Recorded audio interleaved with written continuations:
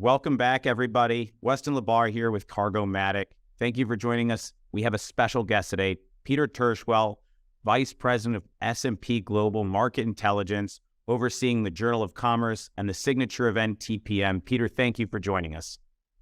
Happy to be with you, Weston. So, Peter, for those of our listeners who have not heard of you, which I can't imagine it's many, why don't you give us a little bit of your storied background in the industry, because you've really been one of my go-to people when I want to understand the history of something and or what we're seeing and how it compares to other events we've had throughout the decades of freight. So who are you? Well, why are you here? Yeah, sure, Weston. I appreciate that. I mean, very simple. I'm a journalist, a specialized business journalist covering international freight transportation and logistics. And that's what I've been doing for 30 years. I've been with the Journal of Commerce the entire time. The JOC, for those who aren't familiar with it, was the daily shipping newspaper of New York City. It had gone back to the 1820s. In the year 2000, my colleagues and I had to engage in a bit of a pivot because the newspaper could no longer be published economically in print on a daily basis. So we had to create a website, and then that year we said, well, why don't we invite our sources up on stage so that we hit them with the hard questions in front of a live audience versus just talking to them over the phone. That was the inspiration for TPM, which now 23 years later is very large annual event in the industry. But my colleagues and I, pretty much what we're doing every day is we're talking to as many people as we can in the industry. We're trying to understand trends. We're digging into the data. We're trying to understand how everything fits together so that we can bring quality information, analysis, and perspective to the market. That's excellent. You mentioned TPM. I know TPM is coming up. I always appreciate TPM for a couple reasons. One, that it's in Long Beach, so it's very easy for me to get to, being a Southern California native at this point in time. Two, you have the who's who of the industry, the best of the best, great content, and I get the opportunity to speak again at TPM. I've been speaking many of the past several TPMs, and it's right around the corner. So why don't you give us a little bit of plug for TPM, and hopefully we'll see a lot of our friends and listeners there. Well, we're going to have a fantastic event just in a couple of weeks. It starts on, we have a technology forum called TPM Tech, led by my colleague Eric Johnson, which is going to be on February 23rd and 24th, the Thursday and Friday. And then TPM 23 kicks off on Sunday, Monday, Tuesday, and Wednesday through March 1. Essentially, even 23 years later, it's a core independent, journalistically driven editorial program where we are inviting our sources and many of the leaders of the industry up on stage to talk to us about where they see the industry going. Some of the highlights would include Soren Toth, the CEO of MSC, now the world's largest container carrier, Tracy Robinson, the CEO of CN Rail, Bill Shea, who's the CEO of DCLI, the large chassis lessor, Tim Sharwath, who leads DHL Global Forwarding, one of the major freight forwarders in the market. I will have a panel myself with 6 U.S. port directors talking about the lessons learned from COVID in terms of container fluidity and flow through marine terminals. Certainly a very, very hot topic. But we're going to be covering a lot of ground. In particular, Weston, I would also say that for the first time, really at TPM, geopolitics as a significant risk factor in ocean containerized supply chains is front and center. That led us to invite General David Petraeus as our keynote speaker, and to tell us or to put into perspective the Taiwan, China, U.S. dynamic and what the potential impact that could have on trans-Pacific supply chains. What is the overall impact on globalization from the Russia-Ukraine topic? We've never had an individual with that kind of background be a speaker at TPM because it was really never necessary. I mean, for most of TPM, we were in an era of globalization. supply chains worked. Sourcing was created in far flung locations with minimal levels of risk. So that has all changed fundamentally, and that's going to be reflected in a lot of the TPM program, Weston. Well, that's a great transition to get into our discussion for two reasons. One, you talked about your panel with the port directors, and obviously, I've always said, I've been in this industry for 10 years, and every year I feel like there's a once-in-a-lifetime event that's disrupted the supply chain, and every year we rehash what we need to improve upon, then we don't improve upon it, and then it happens yet again. But it's very interesting because this time around, we have seen more turmoil, more upheaval, bigger shifts than we've ever seen in the history of the supply chain happen really over the last 24 months from the time COVID hit. And I think you talk about geopolitical, and I was glad you brought that up because you can even take it back kind of to 2018 and the Trump tariffs and the trade war and how that created such high highs in 2018 and then such low lows in the beginning of 2019. So maybe walk us through a little bit of what the last few years have looked like at a very high level, and then let's launch into what that really means moving forward, because I think that's what everybody really wants to know. People are concerned about everything from what the economy is going to look like to geopolitical issues and what supply chain fluidity will look like from Asia to the U.S. and then other parts of the world. So maybe give us a little bit of that overview. Maybe kick us off starting with at a high level 2018, and then how that's kind of been this roller coaster ride of high highs and low lows up until this year. Well, to be honest with you, Weston, you could go back even a little bit before 2018. You could, arguably the first sort of big shock to the system was 2002 when the West Coast employers locked out the longshoremen for 10 days. And that was the first major disruption to West Coast Asia containerized trade that really had been seen. We've been at fun ever since. Yeah, we've been on a wild ride ever since. But then, you had, a number of sort of disruptive events occur kind of leading up to all this. I mean, in 2014 and 2015, there were 6 months of West Coast labor unrest tied to the contract negotiation that was being negotiated at that time. I still remember flying into LA for TPM in 2015 and seeing roughly 30 container ships anchored off of the port. Normally, there are no ships anchored off the port. Even until the fall of 2020, we were already 6 months into COVID. There were no container ships that were anchored. And then in October of 2020, it started and it built and built and built. And then we moved on from there to the Hanjin bankruptcy in 2016. And then from there, we were looking at the Trump tariffs at the end of 2018 that caused a huge, largely unanticipated surge. A lot of times when surges occur, you could look back in hindsight and you say, yeah, there would have been all these retailers who would have wanted to front load their arrival of merchandise into the country prior to tariffs taking effect, but nobody really prepared for it. Nobody really was ready for it when it came. And then, of course, whenever you have a surge, the ports back up because the ports are not resilient. They're not capable of absorbing large amounts of incremental cargo that arrives with little to no notice. And then, of course, we went on to COVID, and the backups that were created as a result of that were absolutely extreme.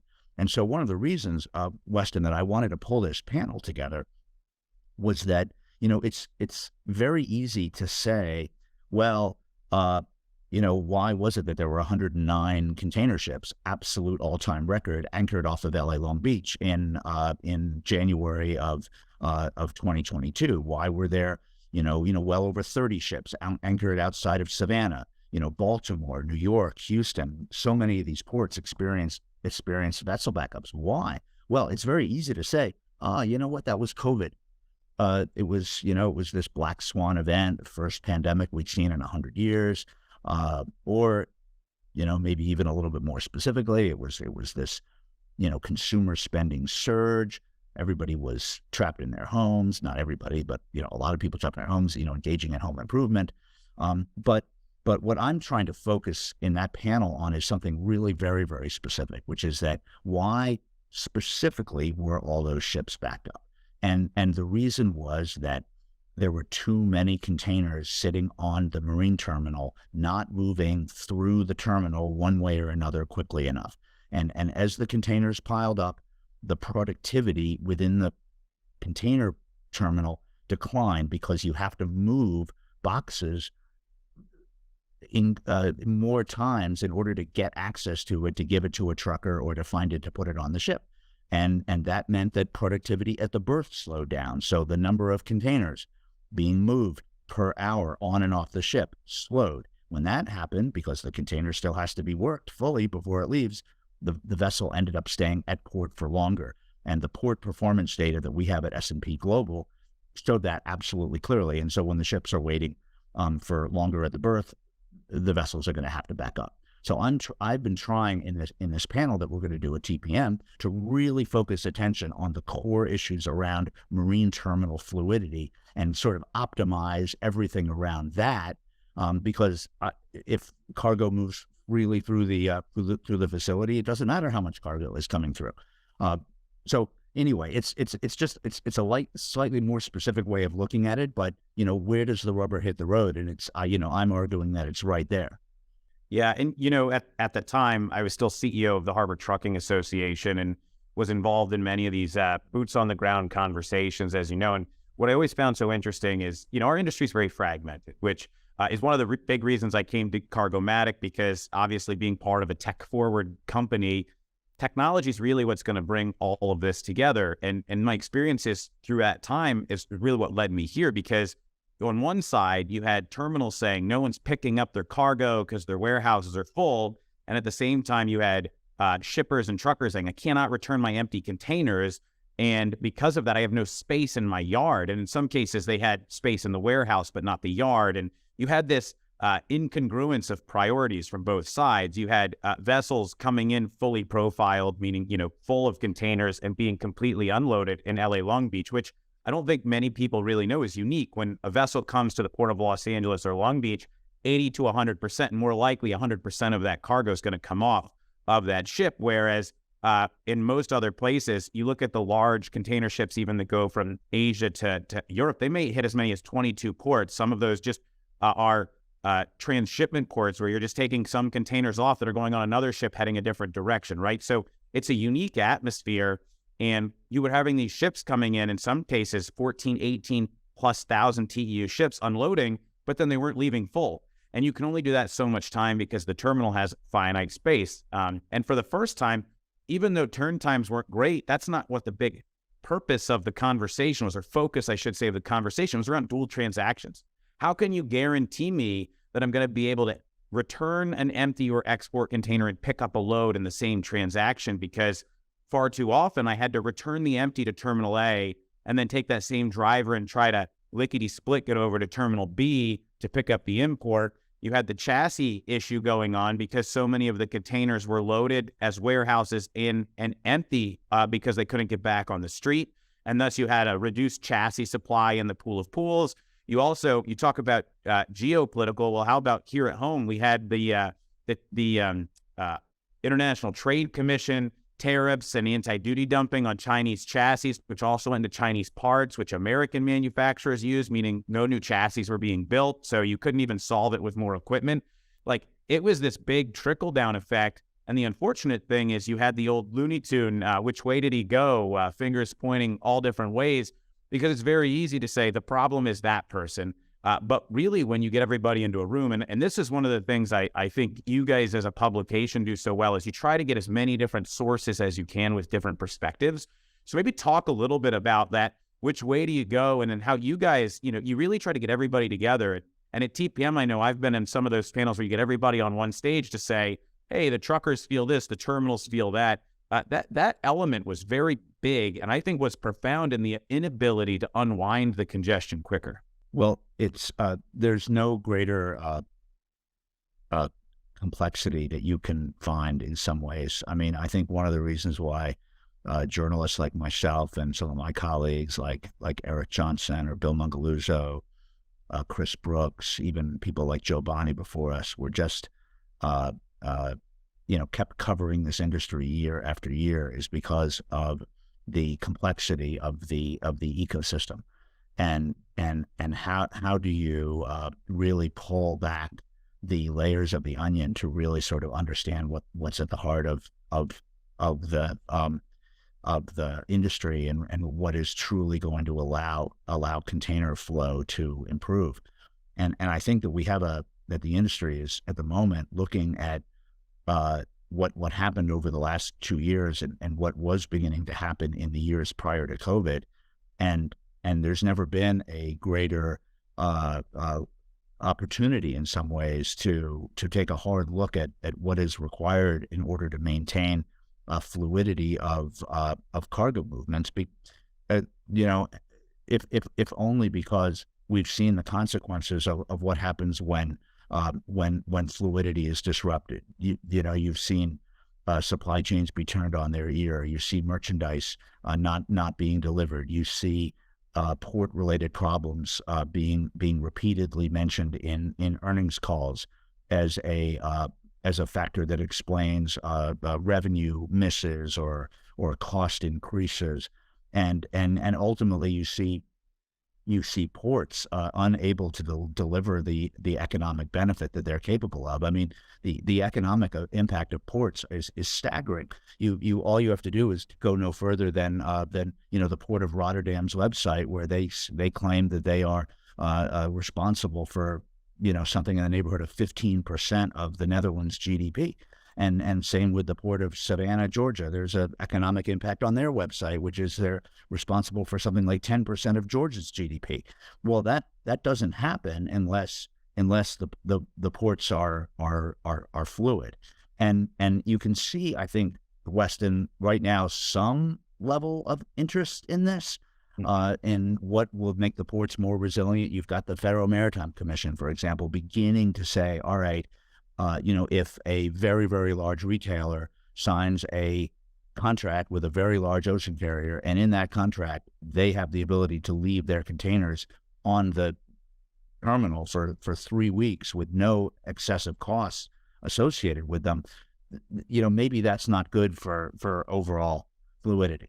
And now, does that mean that there is an upswell of interest in really addressing the core issues? That is hard to tell. I mean, I would say to any importer right now that the ports remain, as of today, absolute sitting ducks. Like, all it takes is for there to be another unanticipated surge of cargo, and there will be a backup. There is no resilience yet that has been built into the system where you can confidently say, the next time we're going to be able to handle it. Yeah. The Gene Soroka spoke with your colleague on a panel with Mario Cordero this week at the Los Angeles Transportation Club, and Bill Mangaluzzo was the moderator. And Gene essentially said, for the first time, the federal government's really looking to invest in ports. The state governments are looking to invest in ports. And it's huge because you can never let a good crisis go to waste, is the old adage. And a lot of times, I would say goods movement has been a target politically, whether it be the environmental community, whether it be the not in my backyard development community. And for the first time, what was really good about a lot of the pain people felt from COVID not being able to get their things is they realized that the supply chain is what connects everything and gives me my quality of life. I remember years ago going to a Port of LA Harbor Commission meeting, and a guy said, "Why do I need the port?" He goes, "I go to Target to get my stuff." He didn't realize that all the stuff in the store went through the port, right? And so there's an educational gap. But what Gene was really talking about is we need to continue this charge. We need to continue moving on it. We need to continue educating because what's happened far too often is we have these blips that you've talked about since 2002, but they've been resolved quickly enough to where nobody really felt the pain. For the first time, people felt what it would be like without trucks on the road, without ships showing up, and without stores having goods, or, in the modern era, without Amazon showing up with your package 24 hours after you've ordered it online because it's in stock and it's readily available. And so, talking a little bit about the federal government and the state governments and how they align. Obviously, in my opinion, the East Coast and Gulf Coast have done a much better job of having state port strategies. They have state port authorities. They work in coalitions, and you have a more, what I would say, centralized approach between the multiple ports on how to gain market share from the West Coast. So talk a little bit about that, but then also, as we talk about that change in market share, obviously there was a shift, a very big shift from the West Coast to the East Coast. A lot of that is around concerns. Obviously, I don't think we've seen a lot of labor disruptions, at least from everything I'm seeing, but we've seen the concerns because of the events in 2014-15, because of the events in 2002. Talk a little bit about that shift as well. And is that going to be permanent? Because I'm guaranteeing the East Coast is going to Washington, D.C. and saying, look, the cargo is coming over to our side of the country. You should be giving us the dollars so we can invest to make it more of the infrastructure more readily available. So we don't have that congestion that the West Coast has. And the West Coast is going, no, that cargo is coming back. We just need to get this labor deal done and reassure shippers that they should have confidence in the ability to move cargo through our gateway. No question. So there's a lot of factors at play. But if you were to look at the last 20 years, 25 years, the West Coast has experienced a steady decline in market share. So what we saw over the last several months, where quite a bit of cargo fled the West Coast to the Gulf Coast and to the East Coast, contributing to or exacerbating the disruption and the delays at those ports. That is a repeat of a phenomenon that had been seen many times in the past. And always what happens is that cargo will flee the West Coast, in part triggered by a longshore labor disruption, because the corporate leadership doesn't understand the labor environment. They just say, look, we're customers of a system that needs to serve us. The ports they look at the ports as a complete package, including the ocean carriers, the marine terminals, the truckers, the cities, the states. It all comes together to either deliver consistent a flow of my cargo through your gateway or not. And so if it turns out that there's a longshore labor disruption, do they really sort of understand where the longshoremen are coming from? And there's, they have a legitimate beef here too, and we just, we got to acknowledge that, and we have to live with it and work through it. No, not at all. Not in a million years. They're saying, where am I going to go? What are the gateways where I'm going to put my cargo through, where I'm going to see the most consistent service that is going to allow me to plan my overall supply chain and plan my overall business? How am I going to make sure that if you're a retailer, how am I going to make sure that I'm hitting my sales deadlines, my Halloween display deadlines, my Valentine's Day deadlines, my Christmas display, all of that? How, if I'm a consumer products company, how am I going to deliver on time and in full to Walmart? And if there's risks factors associated with that, well, I'm going to avoid those risks, and I'm going to avoid them especially now where risk is in the supply chain is much more of a concern that is front and center for me right now.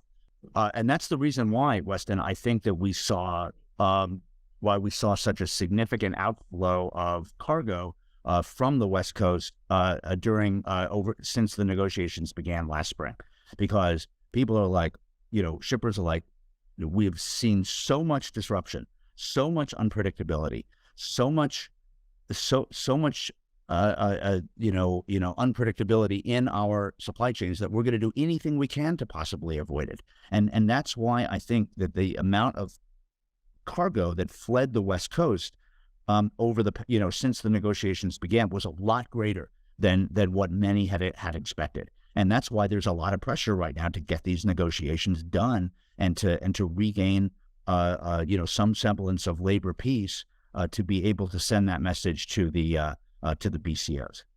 Yeah, I don't think a lot of people realize that had this not been a contract year and had this contract not expired, the ports of LA Long Beach would not have seen the cargo dry up midway through the year. Really, I mean, the digging out of that 109 ships, well, they stopped showing up in July, and we just kept working the deluge. And the unfortunate thing is that they're still negotiating because they both, to your point, they both have legitimate concerns and gripes about how they're going to work together moving forward as the PMA and the ILWU. But a lot of that cargo would have stayed on the West Coast, and we would have saw another record year. It wouldn't have been almost a record year. We would have continued to set records all the way through probably until December, when we saw a precipitous drop in cargo throughout the entire supply chain. And that brings me into 2023 and where are we going? Because it's already here in February, we've seen a lot of big news come out, right? So there's a couple topics, and I'll highlight them and we can take them one-on-one or however you want,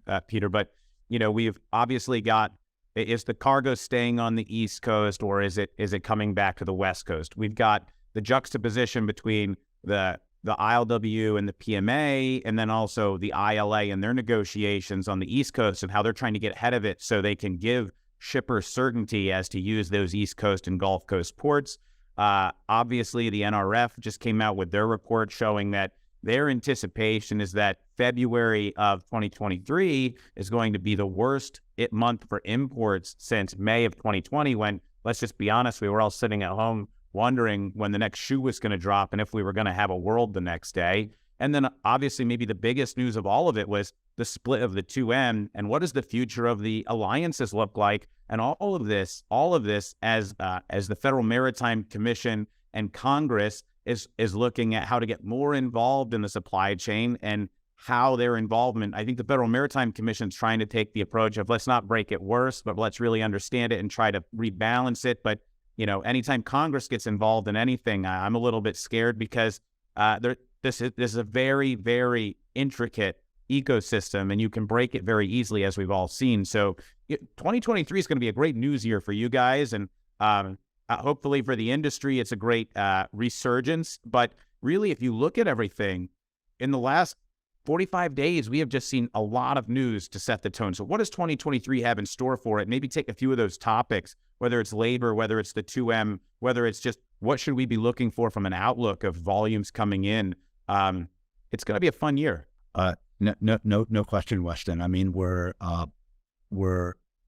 back in pre-COVID times in a certain sense. We're pre-COVID, there was virtually no port congestion.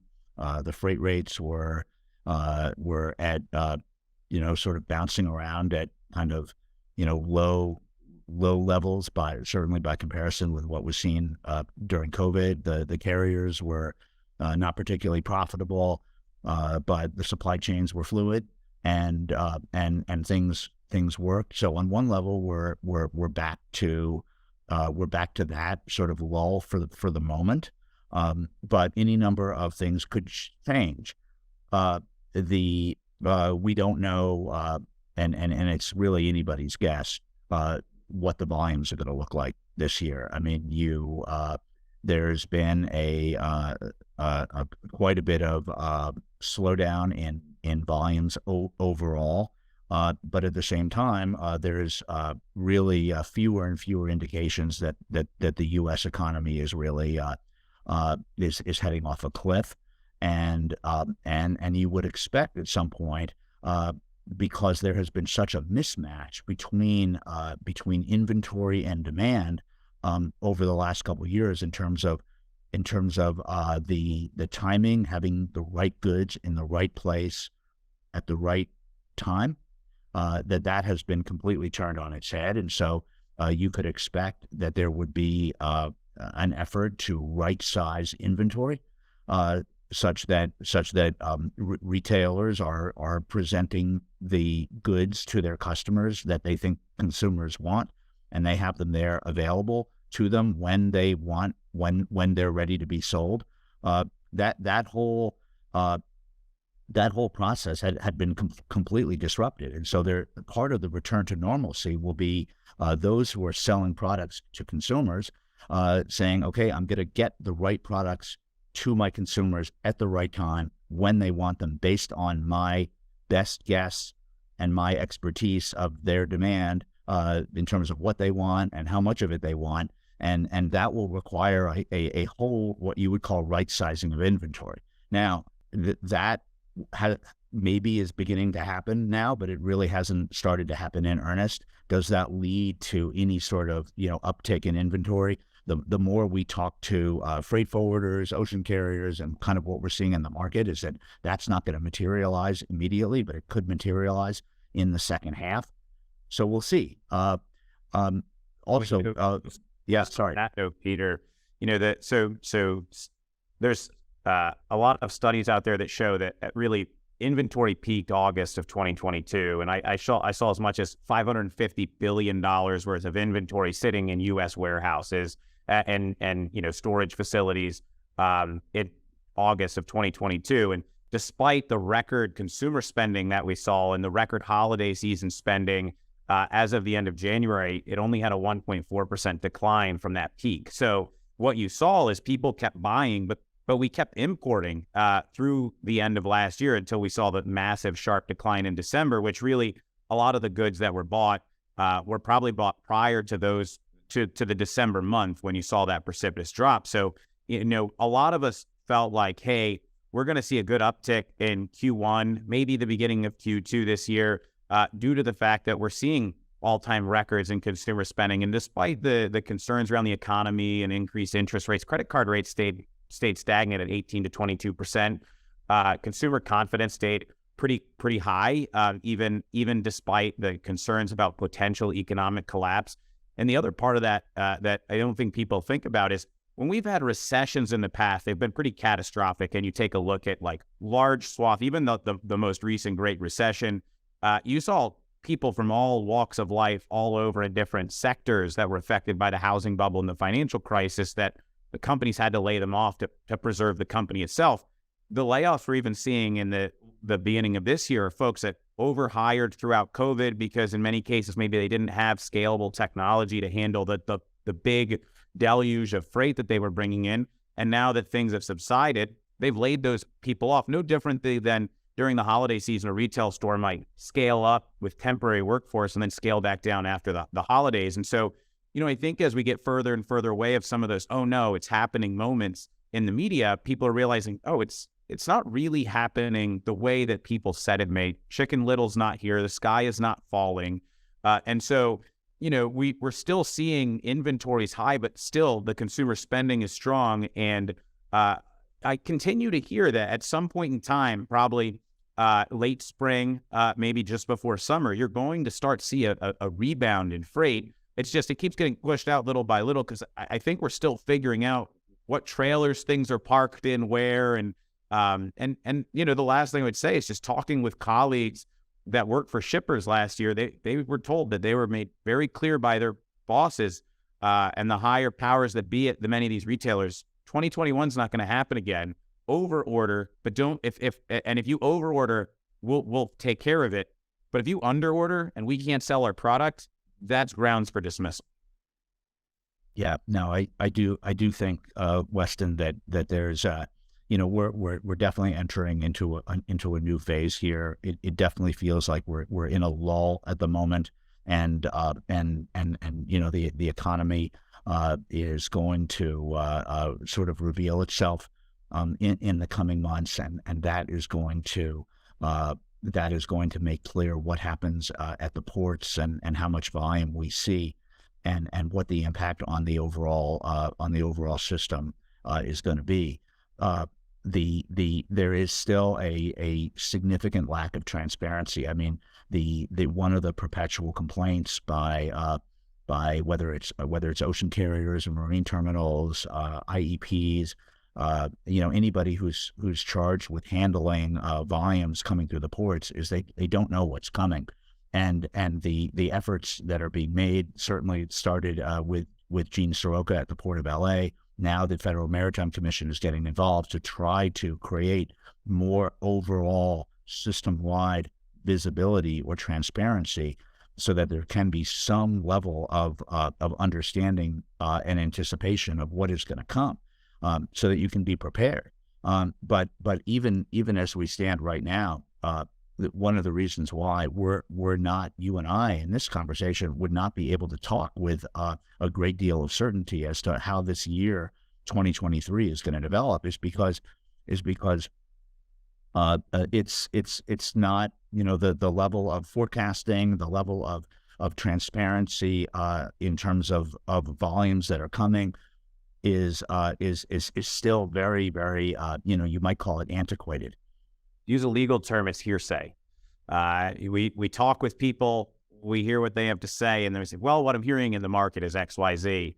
What we really need to get to is to, not just the type of data of when something gets to the port, but to do real forecasting. We need to get into purchase order data and understand when things are going to be manufactured, and then understand when they're going to be exported from their origin port and all the way down the line. And, I commend, both ports of LA and Long Beach and their different efforts. Obviously, a lot of us that are here would love them to get together, and we'd like to actually see some sort of national effort. So because this is, again, it's an ecosystem, right? The port is just one node. It's connected by trucks and trains and all kinds of different aspects of the supply chain that are the mobile source of transportation moving around. But, before we wrap up, the biggest thing I want to ask you about is going back to the 2M and alliances, because, there's no publication that I know of that I think has a better beat on what's going on in the shipping line industry than the JOC. And I don't think that it was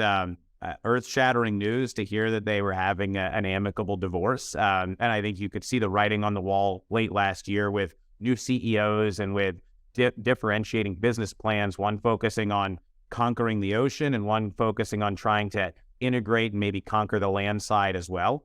But what do you think this means? And again, more information to come here, but over the next year and really the next 2 years, what do you think this means for the alliance community and how it's going to affect global trade? Because for as much discourse as there's been from members of the supply chain community about the alliances and the unfair advantage that folks have and how it impacts landside transportation, it has created a lot of efficiencies and a lot of opportunities for shippers and for the folks then servicing them in those seaports and throughout the country. So what do you think are we going to see some major shift in the way that we move cargo via the ocean? Do you think this is going to go back to pre-alliance days, or do you think this is just going to be a shuffling of the deck yet again?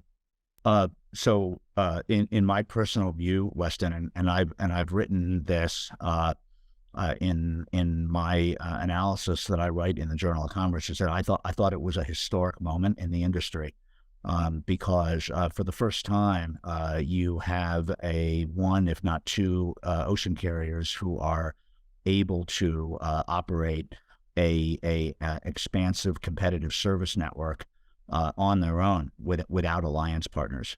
That had never been the case up to this point.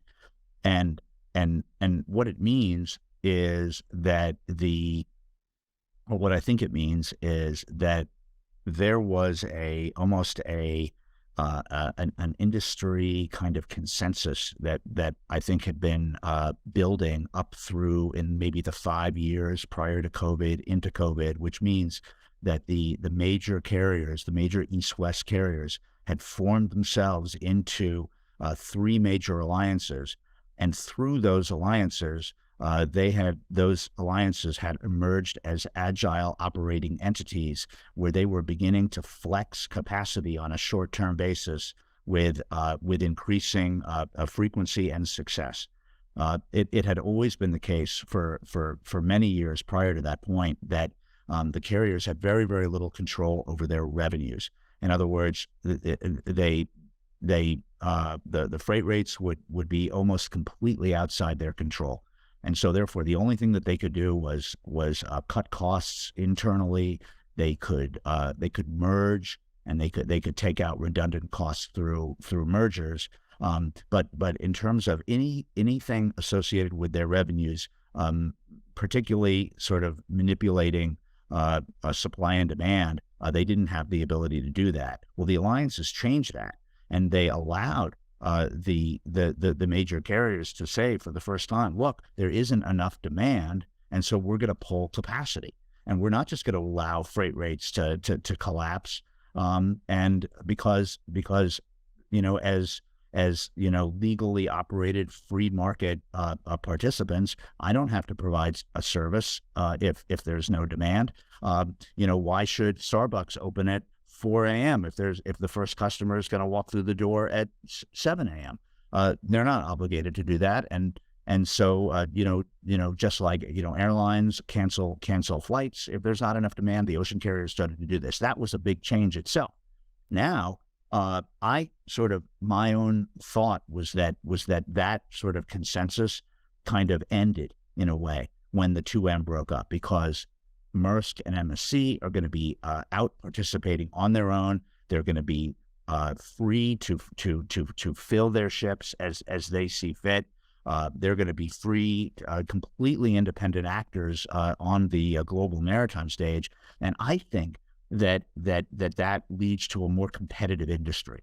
That you have the carriers, instead of sort of in a way forming up into an industry mindset of, oh, let's behave responsibly as an industry, let's utilize tools we have as an industry, i.e. major alliances, to be able to learn and support our bottom lines. Now it could be an all-out competition for market share, which is the way it used to be, and all that did was drive rates downward, especially at a time of overcapacity, which absolutely we may be experiencing. And to be honest with you, Weston, going back to TPM, we have a session on the agenda that is specifically talking about capacity, because there's so many factors now that are influencing capacity. There's the IMO rules that could cause mass scrapping and mass slow steaming. You've got the ocean carrier order book that swelled during COVID. You've got you might call the remnants of alliances' ability to flex short-term capacity because the other alliances are still in place. And how does this all roll up into what the global capacity situation is? And more independent being shipping companies that have emerged during COVID, and do they find themselves in an alliance? Do they find themselves out of business? Do they find themselves someplace in between?